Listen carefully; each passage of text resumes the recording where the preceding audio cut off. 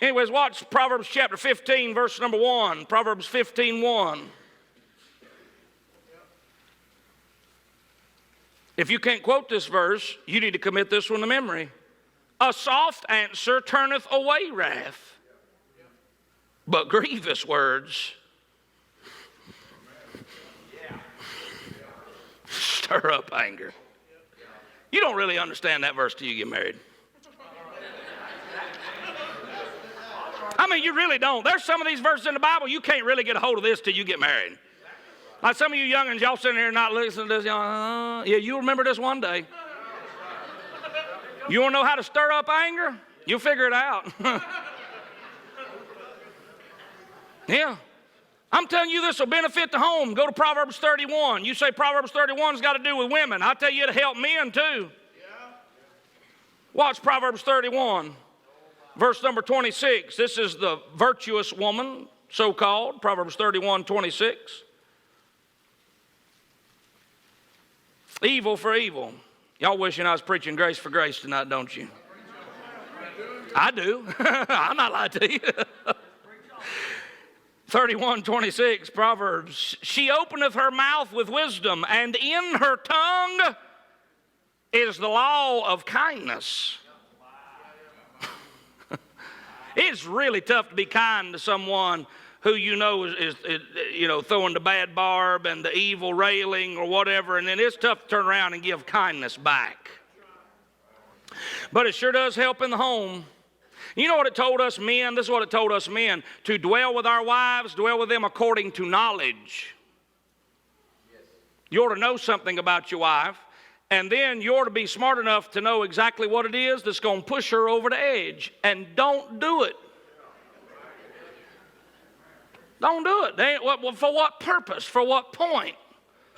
I mean, brother, look here. I watch them Andy Griffith episodes, and that one Andy Griffith episodes when that fella and his wife constantly fussing and fighting. I'll tell you, there's more truth than fiction in that right there. Sam Jones was a Methodist circuit riding preacher back in the day, and he was preaching in Atlanta, and a young boy got saved.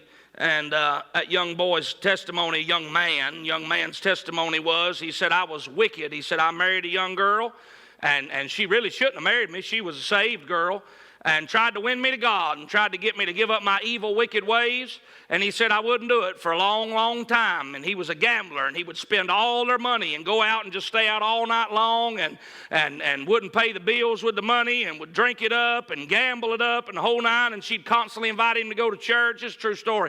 Constantly invite him to go to church, and he wouldn't do it. And he confessed one night in front of a congregation when he gave his testimony. This is how he got saved. He said, one night I was sitting there playing cards late at night, and finally it was just me at the table and an old gambler. He said we had used up all our money and divvied it up, and we was both sitting there, and we just started talking instead of playing cards. He said, and this is 1, 2 o'clock in the morning. He said, I looked at that old gambler and I said, let's go get a cup of coffee. And that old gambler said, you ain't gonna get a cup of coffee nowhere in this town right now. They done rolled the streets up. Where you gonna get coffee at? He said, I know where we'll get coffee. I'll go home and make my wife make us some. He said, your wife ain't getting out of bed to make you no coffee. He said, yes, she will. She's a Christian and she loves the Lord. Watch this. She'll do it. She'll do it. And they went to the house, and he walked up in the house and walked to the bedroom door, and that old gambler watched that young man beat on the door and say, get up, get up. Sorry thing, get up, fix me some coffee. That old gambler thought, yeah, you ladies going, because anyways. Hey, a lot of stories like this, the ladies winning their husbands to God. We don't have a lot of these stories no more because the American woke feminazi group has done taken over. Anyways, we're missing these testimonies now. We're missing these testimonies now. Anyways, and she got up, and she come a couple minutes. She come up in her robe and walked out, and he said, "Fix us some coffee. We want some coffee." They sat down. That old gambler just looked and thought, "Man, you was sorry. You was sorry," and he was.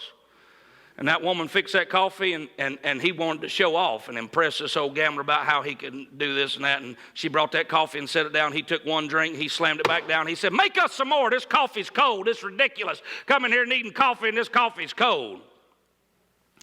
And she just grabbed that coffee and walked over and started making some more. And that old gambler looked at him and said, you are sorry as a devil. How in the world does a woman like that stay with something as sorry as you? He said, "She's a Christian. She goes to church, reads her Bible, keeps wanting me to go, but I ain't going. He says, well, you ought to. You wicked as the devil. He said, I ain't ready to try that religion. And she come back over and fixed that coffee and set it down. And they got to drinking that coffee. And that old gambler, his just curiosity got the better of him. He looked at that woman and said, lady, can I ask you a question? Why do you stay with such a sorry, good-for-nothing as that boy right there? You could find somebody that'd take care of you. Why do you stay with somebody like that? And she said, well, sir, my husband's lost. And he's going to end up in hell for all eternity. He's going to wind up in a place where there's outer darkness and there's weeping and gnashing of teeth. She said, and he's going to end up in eternity just like that. And she said, so I've made my mind up for the rest of his life while he's here. I'm going to just try and do my best for him and make him happy because he's going to spend eternity in a place where there ain't no happiness. And that young man said, the Holy Ghost dealt with me so hard, sitting right there. He said he fell off his chair, hit the floor, and asked Jesus to save him, and he become the husband he ought to be. Now, you know what that woman done? She could have kicked him right off into hell. But she had that law of kindness. You say, I couldn't do that. I'm not saying you could or I could. I'm just telling you that's the testimony that happened. And whether you the man in that situation or the lady in that situation, sometimes you got to look beyond that individual to the greater good of glory. Evil for evil. The location it benefits. It benefits the home.